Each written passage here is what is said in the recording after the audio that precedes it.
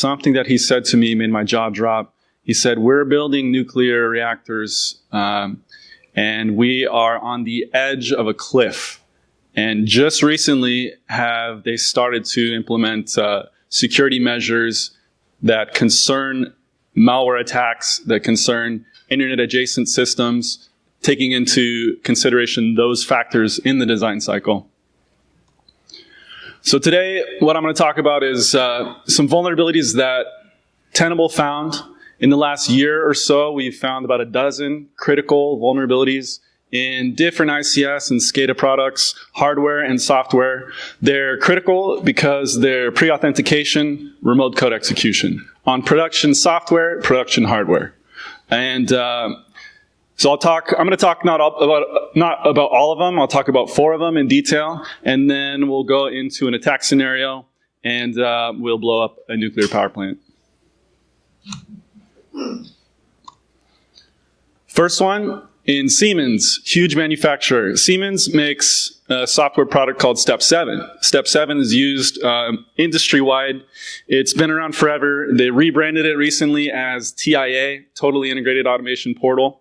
And it's used in all aspects of ICS development and operation, from design phase to implementation, all the way down to operation. Tia Portal has a suite of simulation tools. It's got diagnostics and telemetry, which are used in operation and in production, as well as energy management for use in operation. And it's built by and for engineers. It's made for the integrators and all the way down to the people actually operating the technology at the plant level. So the first vuln, this vuln that we found, is in this software. It exists in the authentication package. Tia Portal has a server which is implemented by Node.js, and basically it implements functionality for authenticating web users and then swapping over to a WebSockets protocol. After authentication, when it's switched over to WebSockets, however, they don't use the token that's generated from the SSL authentication. So the result is that any attacker can just start sending WebSockets commands, skipping authentication. And of course, all administrator functionality is included in the WebSockets protocol. So the result of that is that you can do a number of things, but the best thing to do is to just start a firmware update. And you can control and specify the firmware update server, so an attacker can use this to run basically any binary served from their own controlled server. Some other things that you can do with it is to modify user permissions or create a new user, modify existing user credentials, or you could just basically change application proxy settings to collect system information. And I would stress again, like this is an in-production software suite used all over the place. All right, number 2. So Schneider Electric, they make IndiSoft Web Studio. And earlier this year, we found a bunch of vulnerabilities in IndiSoft, but this one was kind of the most critical one, to where there's a vulnerability in the command processing functionality, where you can actually end up overflowing the stack. The command is called the command 66. It's this message which can be sent by an unauthenticated remote user, and it's used to specify a database configuration update server. So the file that's sent back by the database update server has the ability to set specific database configuration parameters. The problem exists, though, that the IndiSoft Web Studio executes the engine has this capability to parse user commands. So it takes these wrapped command and executes them on the operating system as the administrator. And this happens because the developers basically overlooked the engine's markup parsing. So as IndiSoft parses the malicious update configuration file, it executes those wrapped bracket commands in the administrator shell. And then we have a proof of concept of this on our Tenable GitHub repository, where a fake SMB server is created. the database configuration is requested from the Indasoft server. It requests a malicious configuration file and then runs it. And we use that to just run calculator on the Indasoft Web Studio server. All right, a third vulnerability. This one is also in Schneider Electric, this time in hardware. So the Modicon Quantum is a family of PLCs, and they're produced by Schneider, and they're used all over across different industries. They're designed to be modular and interchanged in the housing, depending on the needs of the application. One of the vulns that we found, there were several of them, but one of them was authentication bypass, to where the communications module, the Ethernet module that you slide into the Modicon PLCs, allows an attacker to basically administer the device for free. You can change and modify user credentials, administrator credentials without authentication. And then here is the proof of concept that we wrote for that. There she is. See, 0-day NICS is very easy. It uses this hidden service API basically to just reset the administrator password, and then you can just log in because that's a set password. All right, last one. Rockwell Automation. RS Links Classic, made by Rockwell Automation, implements Ethernet IP, which encapsulates the Common Industrial Protocol SIT messages. And so basically the SIT messages have this 24-byte header followed by command-specific data. The header lists the command and the length of the command-specific data. However, the application doesn't validate the command data length. So the application doesn't actually check to verify that the data it's processing is as long as it said it would be, which allows us to overflow the stack and control return address. So the vuln was actually in a specific part of RS Links in the connection path parsing function, and it's triggered by an extra long connection path. So you just send it this big packet of data, and the affected function in the engine.dll library parses that connection path to extract a port and stores it into a buffer on the stack. You can specify up to 256 bytes of that connection path, and the buffer starts at about 200 bytes above the return address, so you have control of return. And this POC is in our repository as well. Okay, hopefully that wasn't too bad, right? Now let's look at the fun part. The application of those vulnerabilities. These are all ICS vulnerabilities in attacking our nuclear power plant. Okay, so step one, I'm going to turn you guys all into nuclear physicists in 1 minute. You ready? All right. So nuclear fission is a process where a large nucleus splits into smaller nuclei with the release of energy. So uranium-235 splits into krypton and barium. And when it does that, it releases 3 more neutrons. Each of those neutrons can start another fission reaction. So uranium-235 is the really nice isotope of uranium, and 238 is the naturally occurring one. So when people talk about enriching uranium, they're talking about putting more of the 235 into the fuel. So nuclear fuel is usually about 10% or so, and weapons grade up to like 90% of uranium-235. And remember, those neutrons that are produced, those are key for understanding the reaction and for understanding how the reaction is controlled. So we know that the fission reaction creates heat. Heat is used in these reactors to make water boil and create steam, and then the steam turns a turbine to make power. So that's it, 1 minute. You guys experts? Get it? I don't know why there's even nuclear engineering. You can just Google it. All right, so now let's name the key players inside of the nuclear reactor.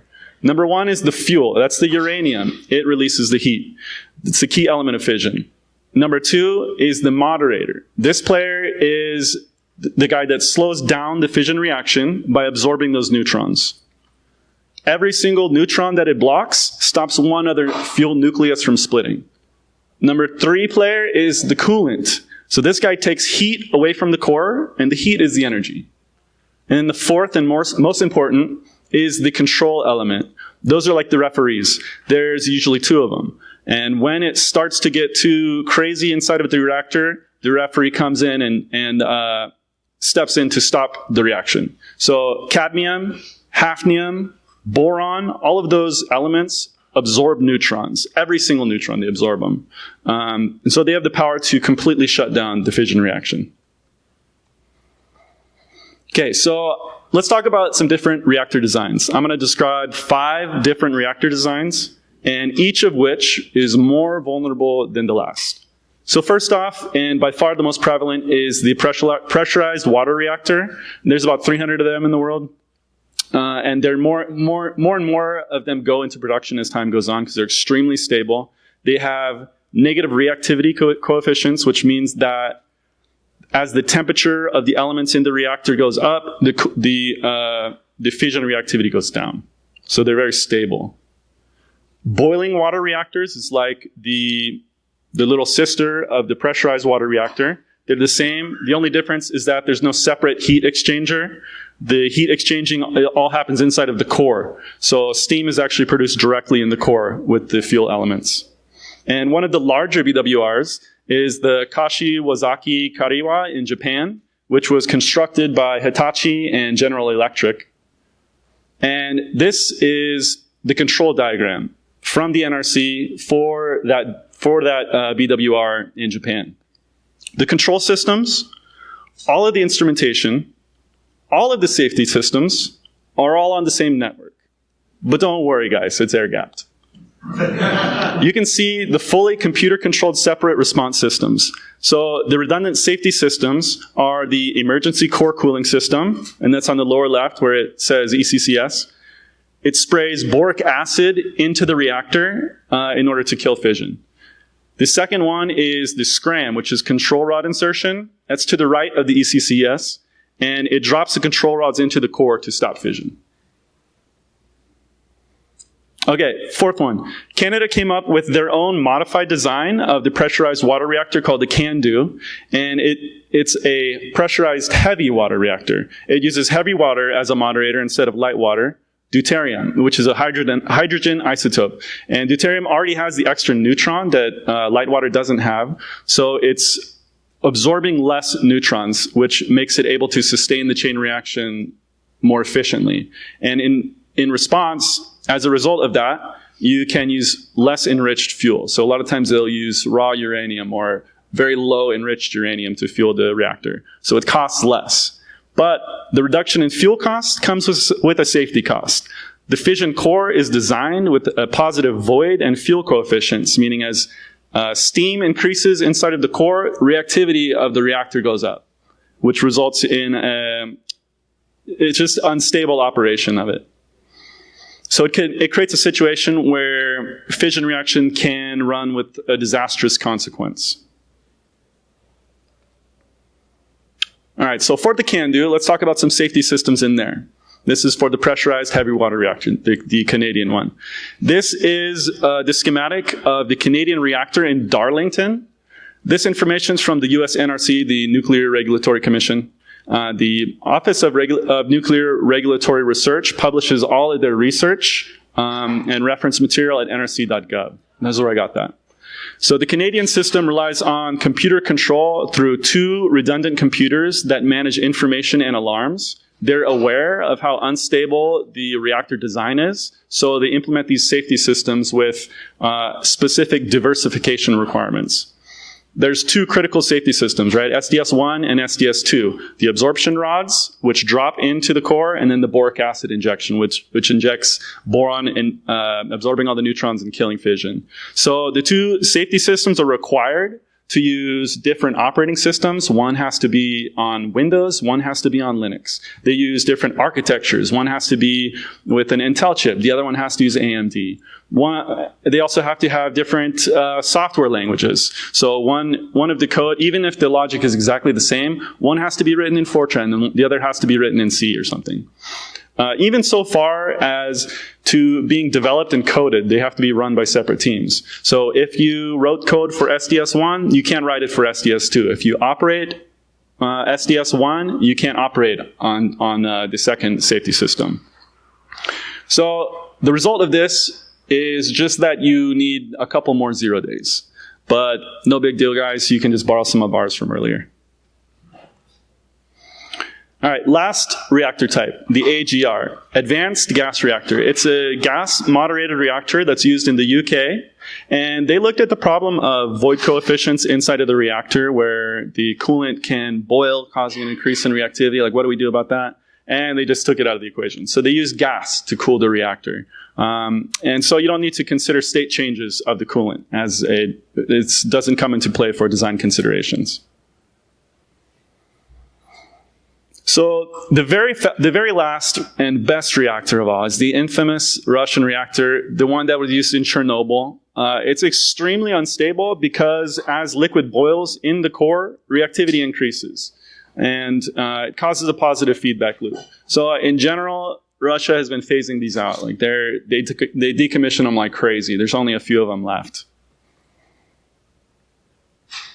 So now our attack scenario. So our network will always be air-gapped as a precaution, so we need to start with an initial infection to get into the adjacent network. And it's easy to do with some phishing or just consumer-grade malware targeting an employee corporate network. Now, once we're into the adjacent network, some human interaction or other propagation zero-day will be required, allowing us to get into the control network. We've seen examples of this before with Stuxnet, as an example, used a Windows vulnerability over USB and a man on the inside to jump the gap. And once you're in the network, running on an operator panel, one of the peripheral systems, the next step is to get onto one of the controllers. To get onto one of the controllers, we can use another vulnerability, for example, the Siemens authentication bypass, to spread to the controller inside of the production network. And that was the first vulnerability that I described here. After the infection phase of the attack is over, we need to start modifying control systems. Modifying PLC logic in production systems can actually be accomplished in a couple different ways. And so one of the recent examples was at Black Hat, the University of Tel Aviv. They discussed some vulnerabilities in the SIMATIC PLCs to do this. Another way is the malware implant could just wrap the communications module on the controller, modifying traffic in and out to do automatic function changes and signals going in and out.